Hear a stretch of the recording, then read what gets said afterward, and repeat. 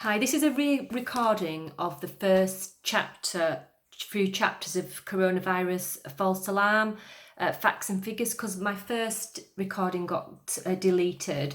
So it's by Dr. Reiss and Dr. Sucharit, Bhakdi. It's science, scandal and skepticism, cut to the real facts about coronavirus in the surprising #1 bestseller that's taken Germany by storm, published now for the first time in English. No other topic dominates our attention as much as the coronavirus, COVID-19, the infectious disease it triggers. There's been a global deluge of contradictory opinions, fake news and politically controlled information. Differing views on the dangers posed by the pandemic have led to deep division and confusion within government, society and even among friends and family. In Corona False Alarm, award-winning researchers Dr. Katrina Reiss and Dr. Sucharit back to give clarity to these confusing and stressful times. They offer analysis of whether radical protective measures, including lockdown, social distancing and mandatory masks, have been justified and what the ramifications have been for society, the economy, the public health. Dr. Reiss and Dr. Bhakdi provide dates, facts and background information, including how COVID-19 compares with previous coronaviruses and the flu virus, what infection numbers and the death rates really tell us, the challenges around lockdown, were the productive measures justified, mandatory mask wearing, does the science support it, does the race for vaccines development make sense, what are the chances of success, will the vaccine be safe and will people accept it? Okay, so here we go. For the first months of year 2020 were characterised worldwide by a single nightmare, Corona. Dreadful images took wing from China and from Italy, followed by other countries. Projections on how many countless deaths would occur were coupled with pictures of panic buying and empty supermarket shelves. The media in everyday life was driven by Corona, morning, noon and night for weeks on end. Draconian quarantine measures were established all over the world. When you stepped outside, you found yourself in a surreal world, not a soul to be seen, but instead empty streets, empty cities and empty beaches. Civil rights were restricted as never before since the end of the Second World War. The collapse of social life and the economy were generally accepted as being inevitable. Was the country under threat of such dreadful danger to justify these measures? Had the benefits that could possibly be gained by these measures been adequately weighed against the subsequent collateral damage that might also be expected? Is the current plan to develop a global vaccination programme realistic and scientifically sound? Our original book was written for the public in our country and was translated version is tilted towards German narrative. However, global developments have advanced along similar lines so that the basic argument holds. We have replaced a number of local events in favour of pressing new issues regarding the question of immunity and the postulated need for development of vaccines against the virus. The intent of this book is to provide readers with facts and background information so they will be able to arrive at their own conclusion. Statements in the book should be regarded as the author's opinions and we submit for your scrutiny. Criticism and dissent are welcome.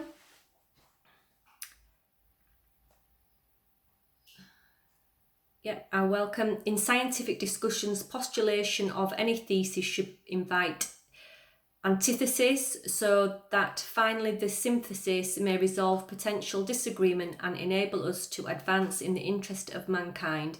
We do not expect all the readers to share our points of view, but we do hope to ignite an open and much needed discussion to the benefits of all citizens on this deeply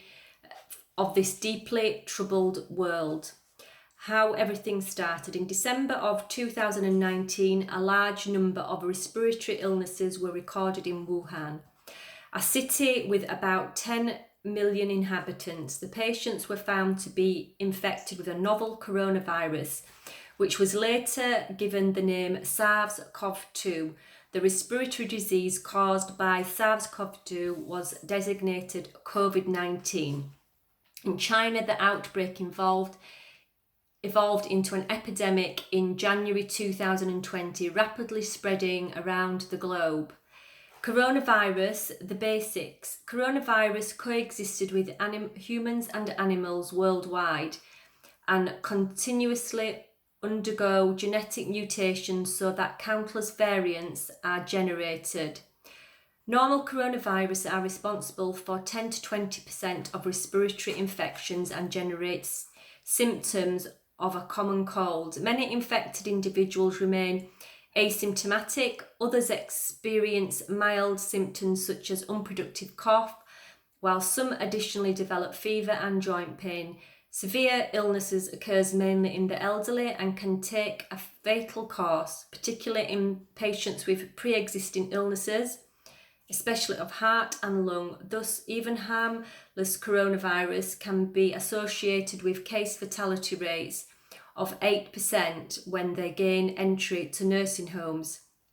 Still, due to their marginal clinical significance, costly measures for diagnosing coronavirus infections are seldom undertaken. Searches for antiviral agents have not been prioritised, and vaccine developments has not been subject to serious discussion. Only 2 members of the coronavirus family reached world headlines in the past. SARS virus, official name SARS-CoV, entered the stage in 2003. The variant caused severe respiratory illness with a high fatality rate of approximately 10%. Fortunately, the virus turned out not to be highly contagious, and its spread could be contained by conventional isolation measures. Only 774 deaths were registered worldwide. Despite this manageable danger, fear of SARS led to worldwide economic loss of $40 billion US. Coronavirus subsequently faded into the background. A new variant, MERS-CoV, emerged in the Middle East in 2012 and caused life-threatening disease with an even higher fatality rate of more than 30%. But contagiousness of the virus was also low, and the epidemic was rapidly brought under control. China, the dread threat emerges. When the news came from China that a new coronavirus family member had appeared on the stage, the most pressing question was, would it be harmless like its normal relative, or would it be SARS-like and highly dangerous, or worse, still highly dangerous and highly contagious? First reports and disturbing scenes from China caused the worst to be feared. The virus spread rapidly and with apparent deadly efficiency. China resorted to drastic measures. Wuhan and 5 other cities were encircled by the army and completely isolated from the outside world. At the end of the epidemic, official statistics reported about 83,000 infected people and fewer than 5,000 fatalities. An infinitesimally small number in a country with 1.4 billion inhabitants. Either lockdown worked or the new virus was not so dangerous after all. Whatever the case, China became the shining example of how we would overcome SARS-CoV-2. Most disturbing news then came from northern Italy. Striking swiftly, the virus left countless dead in its wake. Media coverage likened the situation to warlike conditions. What was not reported was that in other parts of Italy and also in most other countries, the fatality rate of COVID-19 was considerably lower. Could it be that the intrinsic deadlines of one and the same virus varied depending on the country and region it invaded? Not very likely, it seemed. How dangerous is the new killer virus? Compared to conventional coronaviruses, gauging the true threat that the virus posed was initially impossible. Right from the beginning, the media and politicians spread a distorted and misleading picture based on fundamental flaws in data acquisition, and especially on medically incorrect definitions laid down by the World Health Organization, WHO.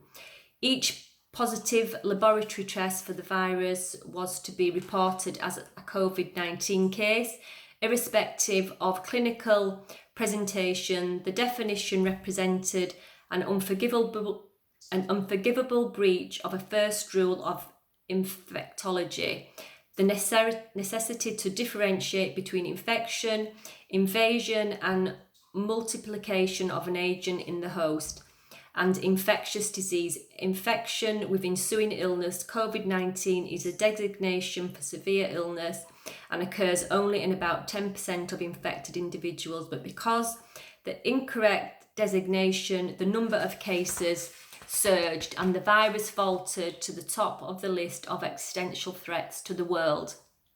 Another serious mistake was that every deceased person who had tested positive for the virus entered the official records as a coronavirus victim. This method of reporting violated all international medical guidelines.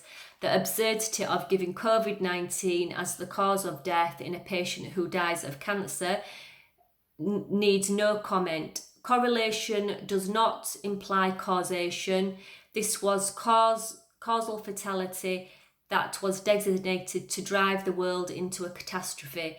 Truth surrounding the virus remained enshrouded in a tangle of rumours, myths and beliefs.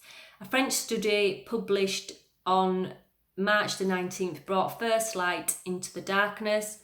2 cohorts of approximately 8,000 patients with respiratory disease were grouped according to whether they were carrying everyday coronavirus or SARS-CoV-2. Deaths in each group were registered over 2 months. However, the number of fatalities did not significantly differ in the 2 groups, and the conclusions followed that the danger of COVID-19 was probably overestimated. In a subsequent study, the same team compared the mortality associated with diagnosis of respiratory viruses during the colder months of 2018-19 and 2019-2020, week 47 to week 14 in southeastern France. Overall, the proportion of respiratory viruses associated deaths among hospitalised patients was not significantly higher in 2019-2020 than the year before. Thus, addition of SARS-CoV-2 to the spectrum of viral pathogens did not affect overall mortality in patients with respiratory disease. The case of SARS-CoV... let me just have a look. Yep. How can the aforementioned be reconciled with and of official records of the horrifying numbers of COVID-19 deaths? 2 numbers must be known if the danger of a virus is to be assessed: the number of infections and the number of deaths. How many were infected by the new virus? Attempts to answer this question were beset by 3 problems. How reliable was the test for the virus detection? The virus is present in the nasal pharynx for approximately 2 weeks, during which time it can be detected. How is this done? Viral RNA is transcribed into DNA and quantified by so-called polymerase chain reaction PCR. The first assay for the new coronavirus was developed under guise of Professor Christian Drosten, head of the Institute of Virology at the Sucharit, Berlin. This test was used worldwide in the initial months of the outbreak. Tests from other laboratories followed. Diagnostic PCR test must normally undergo stringent quality assessments and be approved by regulatory agents before use. This is important because no laboratory test can ever give 100% correct results. The quality control requirements were essentially shelved in the case of SARS-CoV-2 because of declared international urgency. Consequently, nothing was really known regarding test reliability, specifically the sensitivity. In essence, These parameters give an indication of how many false positives or false negative results should be expected. The test protocol from the Dresden laboratories were used worldwide, and test results played a key role in political decision making, yet data interpretation was often largely a matter of belief. What did Dresden himself say on Twitter? Sure, towards the end of the illness, the PCR is sometimes positive and sometimes negative. Here, chance plays a role. When you test a patient twice as negative and discharge him as cured, it is indeed possible that you can have positive test results again at home, but this is still far from being a reinfection. Several physician colleagues have informed us of similar haphazard results with patients who have been tested repeatedly during their hospitalisation. Is it particularly surprising that goats and papaya test positive for the virus in Tasmania? The criticism by the President of Tasmania regarding the unreliability of the test kits was of course immediately dismissed by the WHO, but today it is perfectly clear that the test result is error-prone, as is every PCR. How much so, and whether there are significant differences among the presently available tests, cannot be determined unless because of the lack of data. So let us assume that PCR test is incredibly good and produces 99.5% correct results. That sounds and would indeed be exceptional. It means that one can expect only 0.5% false positives. I'm going to end here because I've already done the second part of the book on another video. If you do want to hear the rest of the coronavirus false alarm book, then just subscribe. I did miss a little bit off at the beginning. It just says about the coronavirus false alarm. It provides you with sound information and substantiated facts and encourages you to form your own opinions on the coronavirus crisis.